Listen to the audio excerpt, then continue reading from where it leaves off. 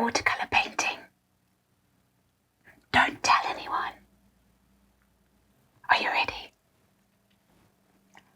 Size matters. No, paper size. It makes all the difference. The biggest problem with watercolor painting is that if you make a mistake, you can't fix it. You definitely can't paint over it. And good watercolor paper is expensive. So what do? You paint small. You hesitate. You tighten up.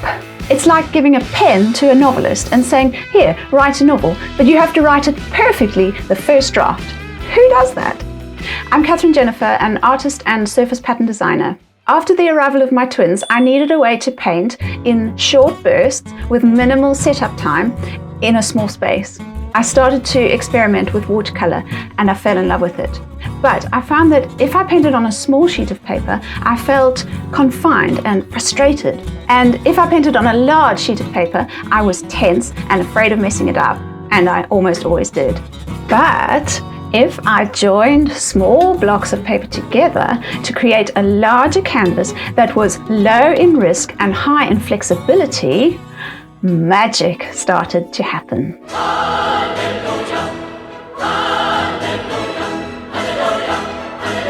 In this class, I'm going to show you how to do multi-panel watercolor painting to release your inner watercolor wild child. Not only that, I'm going to show you a process for creating new work that is trend-inspired and industry relevant. This class is for anyone who wants to work more freely with watercolors. It is also great for surface pattern designers who want to have more hand-painted work in their portfolios. So no more locking up your wild child.